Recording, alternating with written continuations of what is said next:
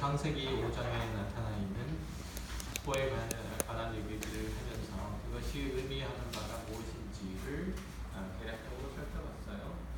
그래서 우리 그리스도인의 삶이라고 하는 것, 하나님의 교회 가운데 초대된 자의 삶이라고 하는 것이 어떤 것인지, 그 내용이 어떠해야 되고 그 삶의 태도가 어떻게 되는지에 대해서 대략적으로 살펴봤는데요. 다시 한번 말씀드리지만 우리 성도들은 이 땅 가운데서 살아갈 때에 많은 사람들에 대하여 용서의 삶을 살아야 되고 인내의 삶을 살아야 되고 또한 온유한 사랑과 또 당연히 가지고 있는 것들을 가지고 섬기고 나누고 세워가는 그런 삶을 살아가야 하는 것이죠. 그러한 삶이라고 하는 것은 대략적으로 얘기할 때 뭐라고 얘기하냐면 자기 부인의 삶이라고 얘기를 해요. 자기 깨어짐의 삶, 자기 부인의 삶 또는 십자가를 지는 삶이라고 그렇게 얘기를 하죠. 자기 부인의 삶을 살아가는 것은 어떤 자만 경험할 수 있는 것이냐면 이제 자신의 현실을 믿음 안에서 볼 수 있는 자, 보는 자만 감당을 해가죠. 우리가 이제 그것을 마태복음 5장에서는 뭐라고 표현하죠? 마음이 가난한 자라고 그렇게 얘기를 하죠. 마음이 가난한 자는 그 마음에 파산 선고를 한 자, 그렇죠? 나는 어떤 내 안에 어떤 의도 또 어떤 선도 찾아갈 수 없다는 다윗의 고백들과 같은 그러한 고백을 한 자. 즉 다시 말해서 십자가 아래서 자신의 깨어짐을 경험하고 그 은혜가 십자가의 은혜가 다시금 자신을 일으켜 세워서 하나님의 사람으로 다시 되살린 다시 어떤 의미에서는 부활케 한 그 사람만 비로소 다른 누군가를 용서할 수 있고 또 누군가에 대하여 온유한 마음을 가질 수 있고 인내할 수 있고 그렇게 할 수 있는 거죠. 이것들은 뭐 우리가 흔히 얘기할 때에 도덕근조가 가질 수 있는 마음 상태를 얘기하는 것은 적어도 아닌 거죠. 그래서 우리가 흔히 얘기하는 성령의 9가지 열매들이라고 하는 것은 그냥 그리스도인들 가운데 아주 당연하게 혹은 자연스럽게 나타나는 것인데 그것은 어떤 의미에서 볼 때 뭐 도를 연명하고 이렇게 해서 나타날 수 있는 부분들은 아닌 것이죠. 그러니까 어떤 상태에서만 나타나는 거라고요? 그 모든 것들은 자기 깨어짐을 경험할 때만 나타나는 거예요. 그러니까 이거는 그리스도인들이 가지고 있어야 되는 가장 기본적이고 또 가장 중요한 자신을 바라보는 또 다른 사람을 바라보는 태도여야 되고 마음 자세여야 돼요. 이게 없으면 내 안에 어떤 용서라든지 뭐 인내라든지 온유함이라든지 이런 것들은 있을 수 없는 거죠. 여러분들 누구를 사랑할 수 있나요? 누구를 사랑할 수 있나요? 누구를 용서할 수 있나요? 누구를 용서할 수 있나요? 누구를 사랑할 수 있나요? 못해요? 누구를 사랑하고 누구를 용서할 수 있다는 것은 그리스도인으로서 누구를 사랑하고 용서한다는 것은 어떤 의미냐면 내가 사랑을 혹은 내가 용서를 경험하지 못하면 그 사랑을 할 수가 없는 거죠. 내가 용서를 경험하지 못했으면 용서를 할 수가 없는 거고요. 그러니까 기본적으로 내가 어떤 존재라는 사실들을 알아야만 비로소 나는 누군가를 용서하고 사랑할 수 있는 거죠. 내가 어떤 존재라는 거예요? 내가 어떤 존재라는 거예요? 네?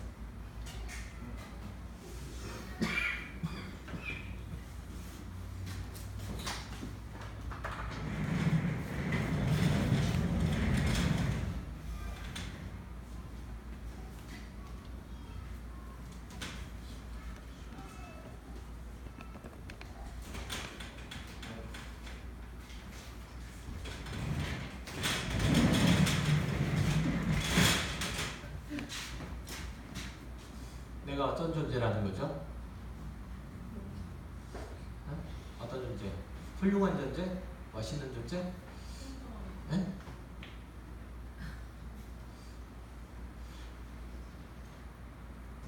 자기 깨어짐이라는 게 도대체 뭐예요?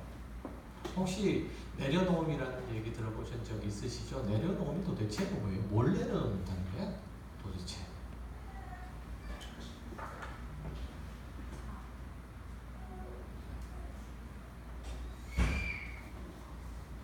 누군가를 용서해 본 적이 있으세요?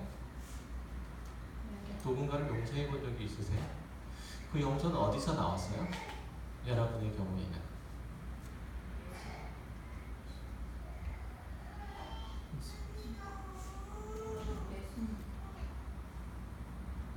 어디서 나왔어요?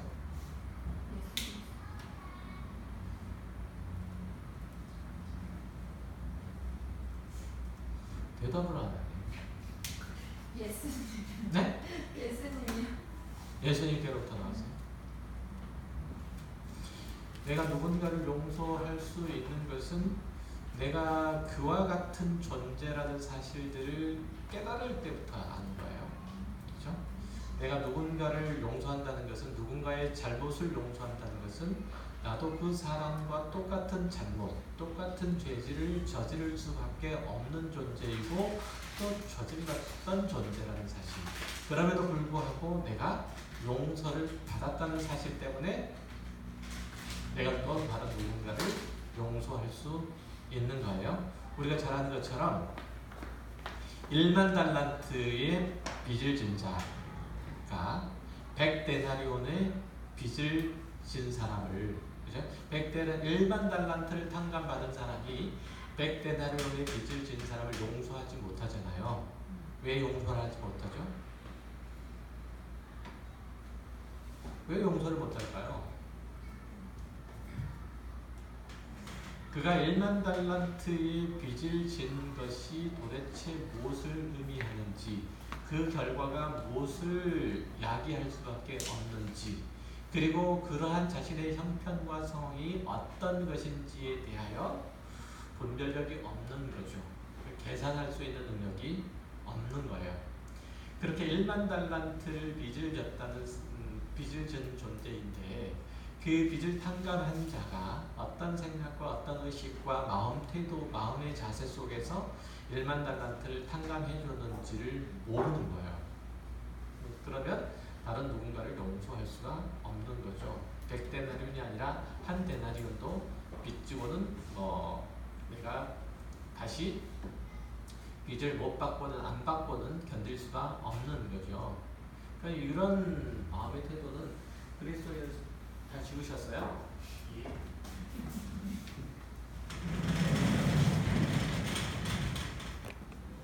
그리스도인으로서 굉장히 중요한 삶의 태도인 것이죠. 이것이야말로 하나님의 나라, 하나님의 사람들이 살아가는 삶의 원리고 또 마음의 자세예요. 그래서 우리가 다윗의 위대함이라고 하는 것을 얘기를 할 때, 그의 위대함은 그가 어마어마한 대제국을 이루었다는 것이 다윗의 위대함이 있는 게 아니죠. 어디에 있어요? 그의 위대함은? 그의 위대함은 어디 있어요? 그가 바람 피운 데 있어요? 그의 위대함은 어디에 있습니까?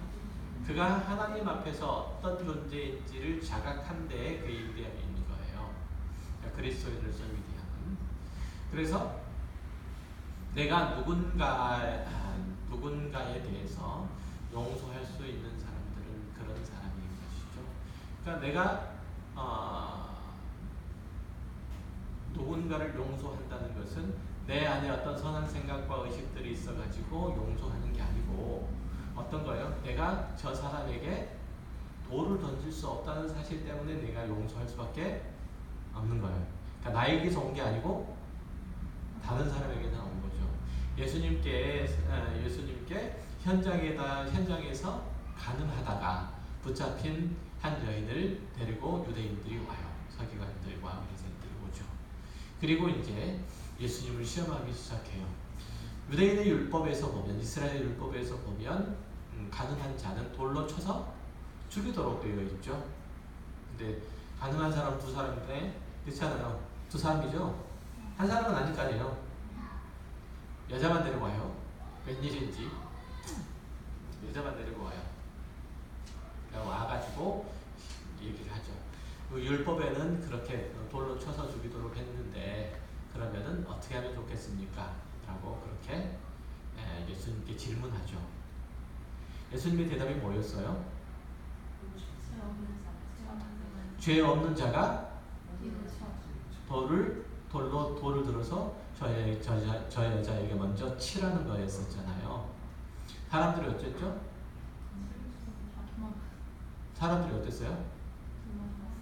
돌을 다 놔두고 도망하기 시작했죠.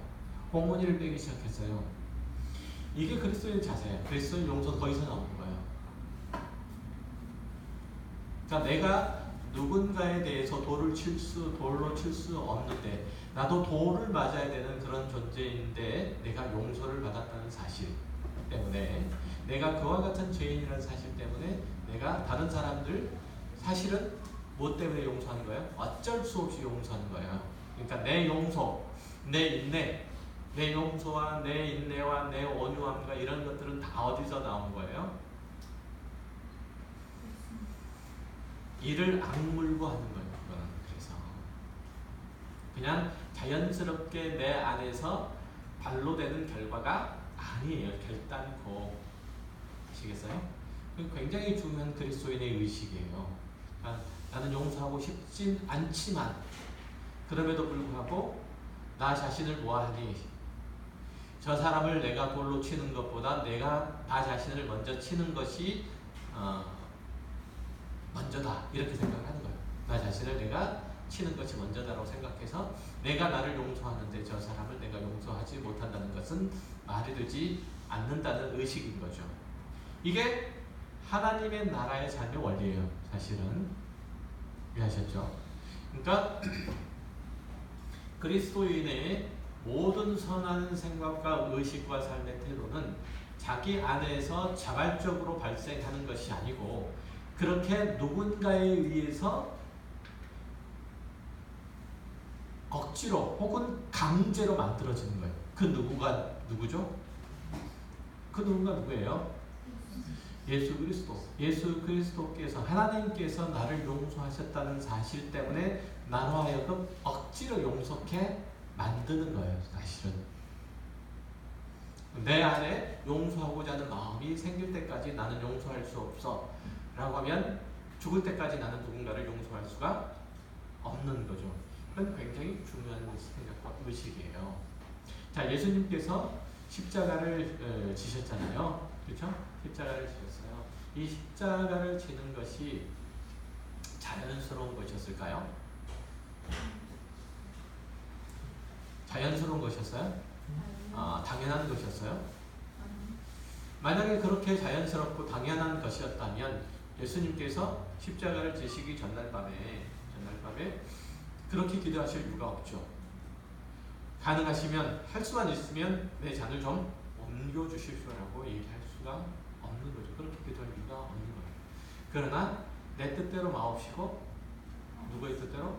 아버지의 뜻대로 하기를 원합니다. 이렇게 얘기를 하죠. 하나님께서 나에게 용서하기를 원하시기 때문에 나에게 온유를 요구하시기 때문에 인내를 요구하시기 때문에 내가 그렇게 할 수 있을 뿐이에요. 그렇죠? 그래서 우리가 흔히 잘 알듯이 고린도전서 13장에 보면 뭐라고 말씀하시죠? 사랑은 뭐라고요? 뭐라고요? 사랑은 참은 거다. 그죠? 참음이라고 얘기해요. 이거 아세요? 사랑은 참음이다 라고 하는 거.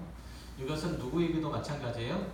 부부 사이도 마찬가지. 가장 친한 부부 사이도 마찬가지고 부모 자식 간의 관계에서도 역시 마찬가지예요. 사랑은 끊임없이 참아내는 거예요. 견디는 거죠. 견디는 거. 이게 사랑인 거죠. 견딘다는 것은 무슨 얘기예요? 기회를 주는 거예요. 기회를 다시금 기회를 주고 다시금 기회를 주고 다시금 기회를 주는 거. 언제까지? 언제까지?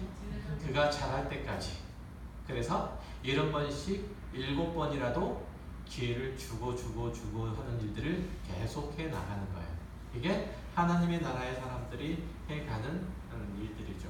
이렇게 살아가는 태도와 삶의 자세들이 쉬울까요? 어려울까요? 당연히 어렵죠. 힘들고 어렵죠. 그래서 우리가 지난 시간에 봤던 것처럼 셋과 셋의 후손들, 그것은 가인과 가인들 후손들 앞에서 늘 어떤 자의 삶? 실패하는 자의 삶, 죽는 자의 삶을 살아갈 수밖에 없었던 거예요. 그러니까 그리스도인들이 이 땅 가운데 살아갈 때, 그 살아가는 삶의 모습들 혹은 삶의 원리들을 볼 때 세상 사람들이 그 우습게 볼까요? 아니면은 멋지게 볼까요? 어떻게 볼까요? 우습게 보이죠. 멋있게 보이지 않아요. 결단코 또 아름다워 보이지 않아요. 아름다워 보이지 않고 멋있어 보이지 않아요. 그럼에도 불구하고 우리가 그렇게 살아야만 하는 것은 무엇 때문이죠?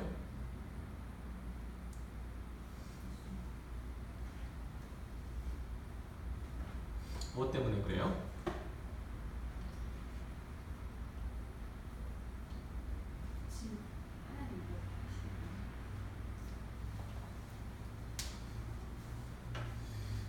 그렇게 할 때야 비로소 뭘 할 수 있는 거예요? 그렇게 할 때야 비로소 상대방의 실제적인 죄악을 폭로할 수 있게 되는 거예요. 폭로할 수 있게 되는 거예요. 자, 아까 우리 찬양 불렀잖아요. 상한 갈대를 꺾지 않으시고 꺼져가는 등불을 끄지 않으시고. 어디서 나온 얘기 같아요, 그죠? 그 무슨 얘기죠? 설명해 줬어요, 그죠? 상한 갈대라는 게 뭐라고 그랬어요?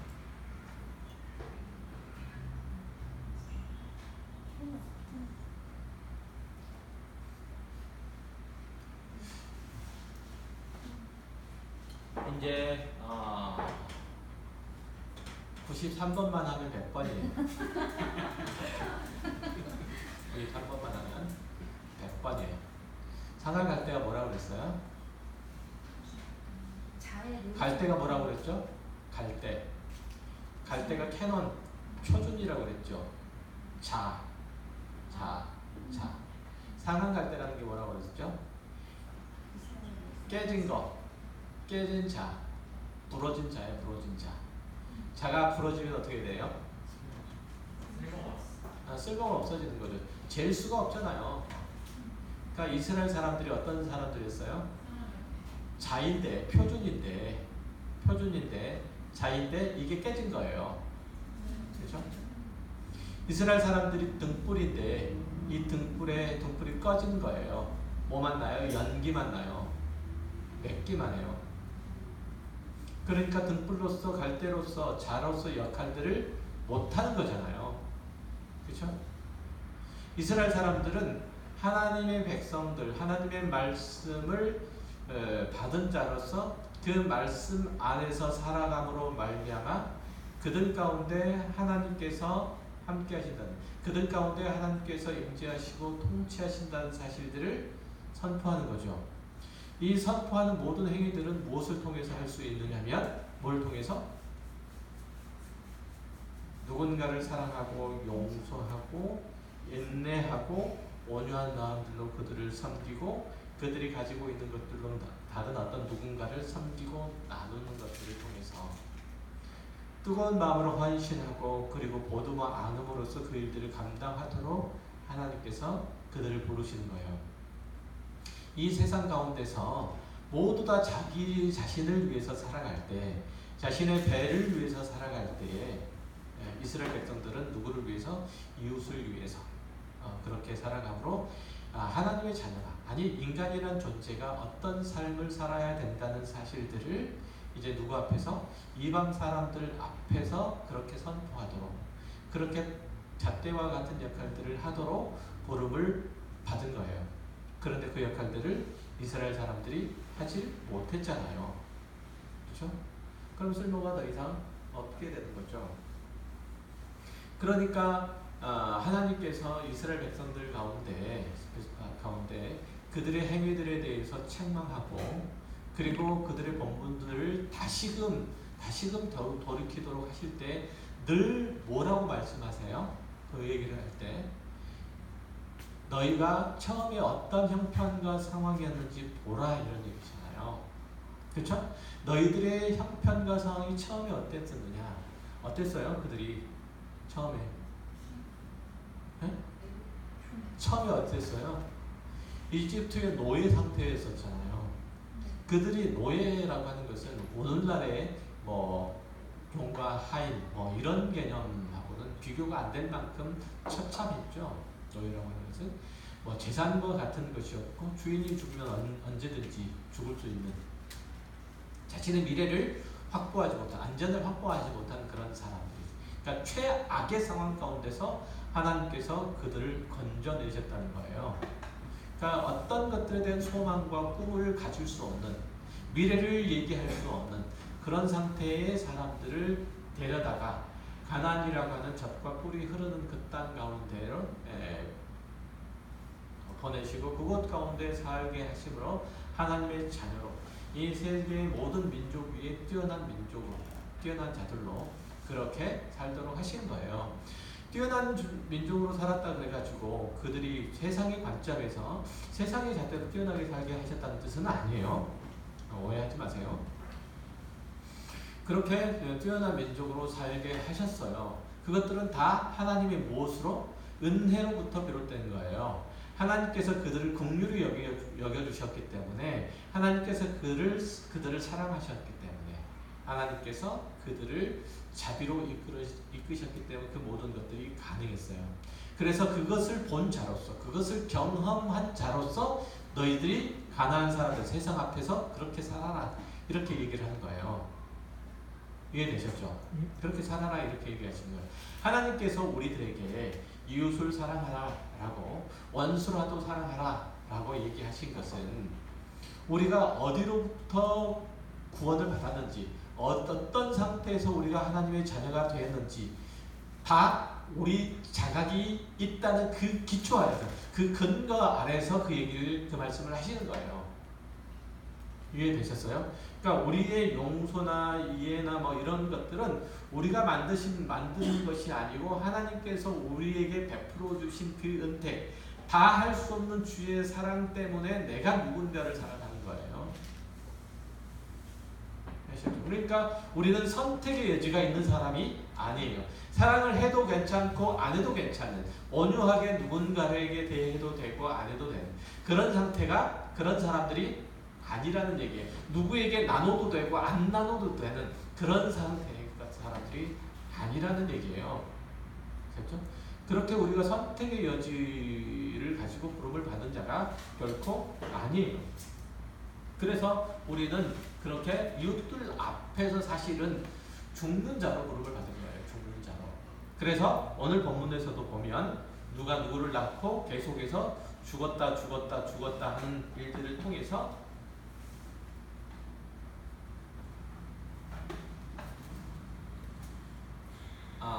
아벨의 대체제라고 표현이 좀 이상하지만 아벨 대신에 셋을 주시고 셋의 후손으로 부름을 받은 모든 자들의 운명인 거예요.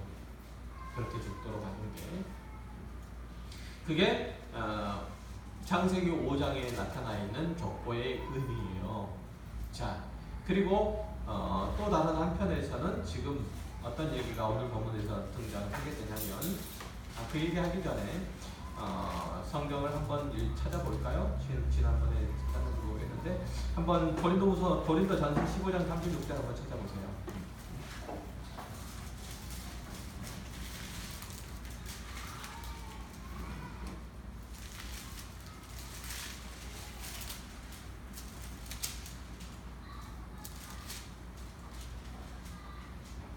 누가 묻기를 죽은 자들이 어떻게 다시 살아나며 어떤 몸으로 오느냐 하시니 어디서 온 자는 내가 뿌리는 씨가 죽지 않으면 살아나지 못하겠고. 아멘. 자, 거기까지만요. 자, 사도 바울이 우리 성도의 삶을 죽어야 하는 씨, 그죠? 죽어야 하는 씨에 비유하고 있어요. 하나님의 미랄이 땅에 떨어져서 어떻게 하면 에? 썩으면 죽으면 썩으면 죽으면 썩으면 안 돼요. 죽으면 하나님의 미랄이 땅에 떨어져서 죽어야 새 생명을 얻는 것처럼 지금 우리 자신도 그렇게 부르심을 받았다는 얘기죠. 그러니까 우리 그 존재라고 하는 게 마치 하늘의 씨앗이 떨어져 가지고 죽을 때 비로소 그 안에 싹이 나고 그리고 꽃이 피고 열매가 맺히는 것처럼 우리라고 하는 존재도 우리의 삶 속에서 끊임없이 죽는 과정들을 경험할 때만 비로소 하나님께서 내 안에 생명을 움트게 하시는 거예요. 이것이 성경에서 얘기하는 바 생명의 원리예요.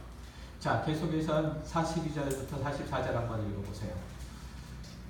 죽은 자의 빨도 그와 같으니 썩을 것으로 심고 썩지 아니할 것으로 다시 살아나며 욕된 것으로 심고 영광스러운 것으로 다시 살아나며 약한 것으로 심고 강한 것으로 다시 살아나며 육의 몸으로 심고 신령한 몸으로 다시 살아나나니 육의 몸이 있은즉 또 영의 몸도 있느니라. 아멘. 자, 우리는 이처럼 썩을 몸을 죽여서 썩지 아니할 몸으로 다시 산다 이거예요.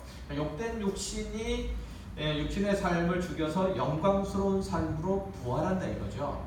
이게 이제 사도 바울이 가르치는 생명의 원리인 거죠. 그래서 성경에도 보면 자, 한번 여기 한번 읽어보시겠어요? 창세기 5장 18절 아래부터 오늘 읽었던 24절까지 한번 읽어보세요. 야레스는 총 62세에 에녹을 낳았고 에녹을 낳은 후 800년을 지내며 자녀들을 낳았으며 그는 962세를 살고 죽었더라. 에녹은 65세에 무드셀라를 낳았고 무드셀라를 낳은 후 300년을 하나님과 동행하며 자녀들을 낳았으며 그는 365세를 살았더라. 에녹이 하나님과 동행하더니 하나님이 그를 데려가심으로 세상에 있지 아니하였더라. 무드셀라는 187세에 라멕을 낳았고 라멕을 낳은 후 782년을 지내며 자녀를 낳았으며 아멘. 거기까지만요. 자, 에녹이 60 몇 세에 5세에 무드셀라를 낳고 무드셀라를 낳은 후 300년을 하나님과 동행하고 자녀들을 낳고 그는 365세를 살다가 뭐 했다고요? 하나님과 동행한 그를 하나님께서 데려가심으로 그가 세상에 다시 있지 않게 됐다. 이 얘기를 지금 하고 있는 거죠. 그렇죠? 자, 여기 이 적보에서 보는 것처럼 에녹은 뭐 했어요? 어떤 사람이었어요? 하나님과 동행했던 사람. 이걸 성경이 뭐라고 표현하죠? 하나님과 동행한 사람을 뭐라고 표현해요? 네? 의인. 하나님과 동행한 사람을 성경에서는 의인 혹은 완전한 자라고 노아 때는 그렇게 표현하고 있는데 하나님 의인이라고 그래서 모든 것들이 완벽한 삶을 갖추고 있는 자를 의인이라고 얘기하는 게 아니에요. 하나님과 동행한 자들 가리켜서 즉 다시 말해서 하나님으로부터 하늘 신령한 생명들을 공급받고 살아가기 때문에 그는 뭐 할 수밖에 없어요? 그의 삶은 영원할 수밖에 없죠. 그렇죠? 그래서 영생이 뭐라고 했죠? 영생. 생명이 뭐예요? 그리스도인의 생명.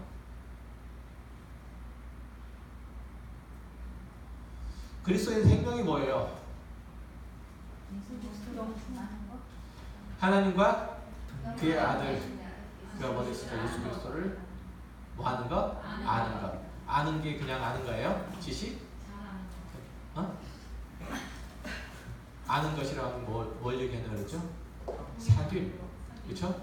조제, 관계, 이런 걸 얘기한다고 했죠. 그러니까 안다는 것은 그와 함께 동행하는 것, 그와 함께 사는 것, 그와 함께 관계하는 것, 그 안에서 모든 선택과 결정을 하는 것. 내가 하나님을 안다는 것은 내가 하나님 안에서 모든 선택과 결정을 한다는 뜻이에요. 하나님께서 기뻐하시는 모양대로 행하는 거고 싫어하시면 하지 않는 거예요. 이게 하나님을 아는 것. 예수 그리스도를 아는 거예요. 예수 그리스도께서 기뻐하시는 일들을 하고 그렇지 않은 것은 하지 않는 것. 이게 예수를 아는 거예요. 그렇지 않는다면 예수를 모르는 거예요. 내가 하나님하고 상관없는 삶을 사는데 내가 성경 지식을 알고 있다고 해서 내가 하나님을 아는 게 아니에요. 내가 뭐 성경에서 얘기하는 하나님께서 무엇을 하라고 하는 사실들을 내가 알고 있다고 그래가지고 내가 하나님을 아는 게 아니에요. 올해 우리 교회가 기도 목표로 삼고 있는 게 뭐예요? 하나님을 아는 거잖아요. 하나님을 알자는 것은 그냥 지식적으로 알자는가요? 그렇지 않죠. 하나님과 교제, 하나님과 관계하는 삶을 사는 거, 하나님과 동행하는 삶을 사는 게 하나님을 아는 것이고, 지금 에녹이 그와 같은 삶을 살아가는 거예요. 뭐 하는 것들을 바탕으로 해서? 그의 선조들의 죽음을 바탕으로 해서 어떤 의미에서 볼 때, 그렇죠? 죽음을 바탕으로 살 때, 그의 선조들이 어디 가운데서 죽었어요? 셋과 그의 후손들이 가인이 살아가는 그 세상 가운데서 자신이 다른 사람을 죽여서 자신이 연명해가는, 자신의 생명을 부지해가는 이 세상 가운데서 오히려 자신을 죽여서 다른 사람을 살리는, 그죠? 또 하나님의 뜻들을 세우는 그러한 삶을 살아감으로써 이제 비로소 하나님의 은혜가, 하나님의 생명이 그 안에 움트도록 하게 하시는, 에녹이 그러한 삶을 통해서 지금 뭘 경험하는 거예요? 뭘 경험하는 거예요? 하나님과 동행하는 경험하는 거고, 하나님께서 베풀어 주신 생명을 경험하는 거예요. 그러니까 우리가 그리스도인으로서 영생한다라고 하는 개념 자체는 우리의 물리적인 혹은 우리의 육체적인 생명들이 영원히 죽지 않는다라고 하는 개념보다는 훨씬 더 크죠. 그렇죠? 훨씬 더 커요. 물론 그것을 포함하고 있지 않는 것은 아닙니다. 그렇지만 그것보다 훨씬 더 커요. 내가 이 땅 가운데서 사는데 천년 만년 산다고 해서 그게 영생이에요? 그게 행복입니까? 그게 행복입니까? 아니죠. 이 땅 가운데서 산다고 해서 천년 만년 살아간다 할지라도 하나님 없는 삶, 예수 그리스도가 함께하지 않는 삶, 그의 은혜와 그의 생명과 그의 복들이 풍성하게 채워지지 않는 비루한 삶이라고 하는 것은, 그것은 영생의 삶이 아니죠. 그게 행복이 아니죠. 그렇죠? 오전에도 제가 설교를 했던 것처럼 하나님께서 함께하지 않는 삶은 아무리 억만장자가 된다 할지라도 그건 행복한 삶이 아니에요. 만족된 삶이 아니죠. 결코. 그러니까 하나님께서 동행하는 자의 삶이어야만 그것이야말로 만족이고 행복이고 풍요이고 참된 안식이죠. 안식.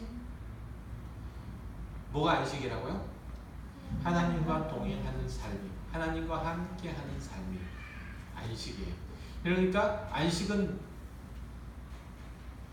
내가 이 땅 가운데서 안식을 누린다는 것은 뭘 할 때만 안식을 누리는 거예요? 하나님과 동행할 때만. 하나님의 뜻이 하늘에서와 같이 어디서? 땅에서 말고 어디서? 내 안에서, 내 삶 가운데서 이루어질 때, 아버지의 뜻이 하늘에서와 같이 내 안에서, 내 삶 가운데서 이루어질 때 그것을 뭐라고 한다고요? 안식이라고 한다고요. 안식은 쉰다는 거예요. 쉰다는 건데 뭐과 싸움 쉬는 거예요? 하나님과의 싸움을 그치고 쉬는 거예요. 안식은, 이 땅에서 쉬는 것은 하나님과의 싸움을 그치고 쉬는 거예요. 그러니까 끊임없이 죄인들이 누구와 싸워요? 지금 하나님과 싸우는 거잖아요. 그 죄인들의 삶이 안식일 수 있나요? 평안일 수 있나요? 평안일 수 없고 안식일 수 없어요. 하나님과 끊임없이 싸우니까. 우리의 삶은 어떻습니까? 죄와 싸우죠. 세상과 싸우죠. 그리고 하나님과 평안하잖아요. 그렇죠? 하나님 안에서 하나님께서 주시는 말씀과 그 길을 쫓아 내가 거기에 순종하고 살아가죠. 그렇죠? 하나님 안에서 안식인 거예요. 우리가 영원한 나라에 가면 하나님께서 세우신 그 영원한 나라 가운데서 우리는 영원히 참된 안식을 누릴 수가 있어요. 그렇죠? 그러니까 그러니까 아무 일도 안 한다는 뜻이에요. 그게 무슨 뜻이라고요? 그때는 내가 하나님의 뜻과 하나님의 명령, 하나님의 그 인도하심을 따라서 완전히 순종할 수 있는 상태. 그렇죠? 어떤 거절도, 어떤 이 마음의 거리낌도 없이 하나님의 뜻에, 하나님의 인도하심에 합당한 자의 상태를 하나님과의 안식이라고 얘기를 하는 거예요. 그래서 우리가 잘 아는 것처럼 창조 7번째 날에 하나님께서 모든 피조 세계를 창조하시고 뭐 하셨다고 그래요? 안식하셨다고 그러잖아요. 피곤하셨어요? 뭐 하셔서? 더 이상 할 게 없어서. 무슨 뜻이에요? 더 이상 할 게 없다는? 그래, 더 이상 할 게 없어가지고 손 놓으셨다는 거예요? 무슨 뜻이라고 그랬어요? 완전했다. 하나님께서 7번째 날에 안식했다는 얘기는 모든 피조 세계가 하나님의 뜻, 창조의 뜻과 계획과 목적을 따라서 움직인 거예요. 거기에 거슬린 게 있었다고요? 없었다고요? 없었다고요. 모든 피조 세계가 하나님의 통치에 순종하게 거기에 따랐다는 얘기예요. 그게 안식이라는 표현이에요. 안식이라는 표현이 우리가 하나님과의 안식이라고 하는 개념 자체가 그거예요. 그러니까 우리는 뭐 할 때만 하나님과 동행할 때만 하나님과의 동행할 때만 참된 안식을 누릴 수가 있게 되는 거죠. 그렇죠? 그것은 뭐 할 때? 세상 가운데서 우리가 뭐 할 때? 죽을 때. 세상에서 죽을 때. 그죠? 하나님 안에서 우리가 살 수 있는 거예요. 지금 고린도전서 15장에서 얘기하는 생명의 원리 똑같은 거예요. 이게 우리의 삶 속에서 있어야 되는 거죠. 그죠?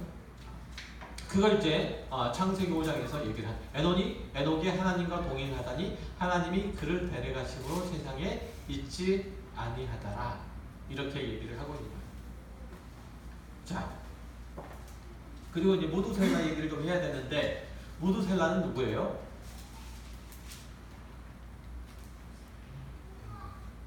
무두셀라는 누구죠?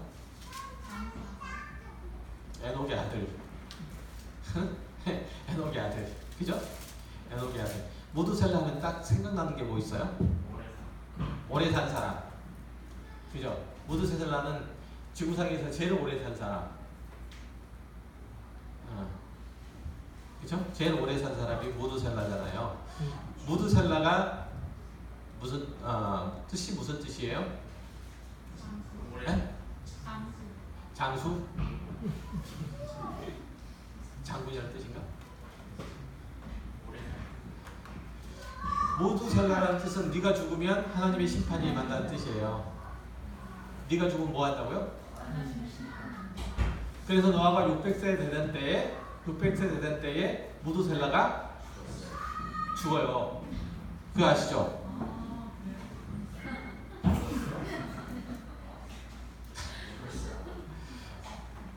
자, 어쨌든 뭐 그 무두셀라 얘기를 좀 더 해야 되는데 그 얘기는 다음 시간에 좀 하도록 하고요.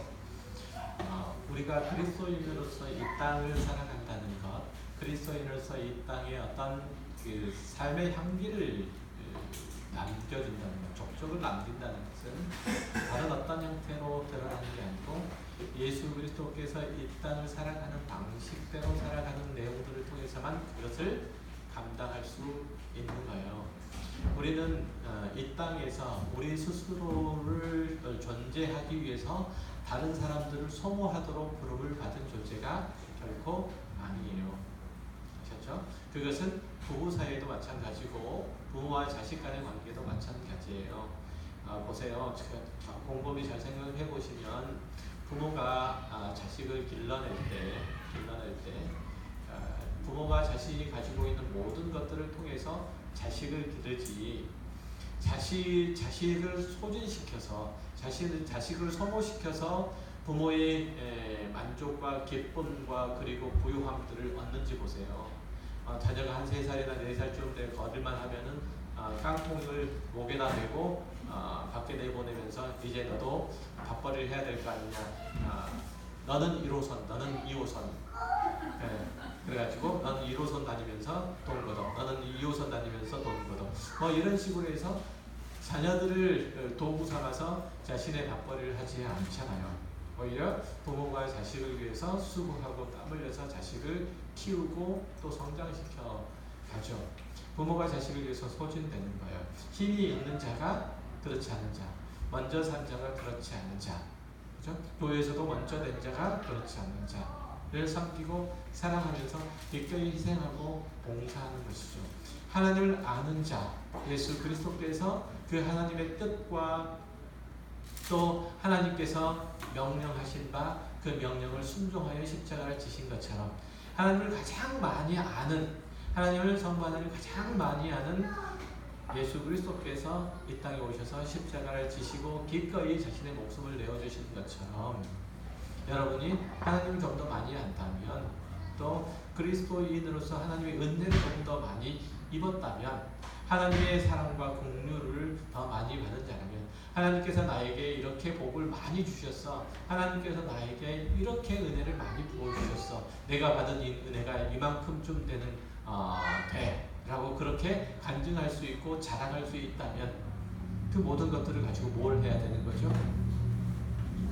죽는 삶을 사는 거예요. 그 모든 것들을 가지고 죽는 삶, 섬기는 삶, 그리고 나누어지는 삶을 통해서 비로소 남들을 키워갈 때 교회는 비로소 뭐가 되는 거예요? 하나님의 나라가 되는 거예요. 교회 안에 하나님의 나라가 이루어질 수 있는 거예요. 그래서 우스갯소리로 그런 얘기 하잖아요.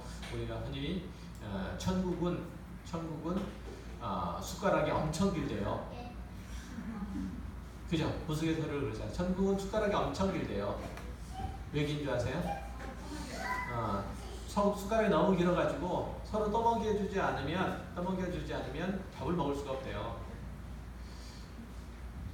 근데 지옥도 숟가락이 너무 길대요. 지옥도 숟가락이 너무 길대요. 그래서 서로 떠먹여주지 않으면 밥을 먹을 수가 없대요. 그런데 천국의 사람들은 살이 뚱뚱 찐대요. 서로 떠먹여줄 줄 알아서. 지옥 사람들은 어때요? 숟가락이 너무 기는데 자기 입에 쳐 집어넣어야 되니까 쳐 집어넣을 수가 없는 거죠. 쳐 집어넣을 수가 없는 거예요. 그래서 맨날 빼짝빼짝 마르대요. 지옥 사람들은. 지옥과 천국이 다른 게 아니에요. 여러분들이 살아가는 삶의 모든 현장이 지옥일 수도 있고 천국일 수도 있어요. 삶의 모든 조건은 다 똑같아요. 갖다 드리겠을 때 그것들을 어떤 식으로 살아내느냐가 그것이 하나님의 나라의 삶일 수도 있고 세상이 될 수도 있다는 사실들을 꼭 기억하시고, 그래서 오늘 봤던 것처럼 기꺼이 자신을 죽여 하나님의 의를 세워가는 우리 모두가 되길 바라요. 기도하겠습니다.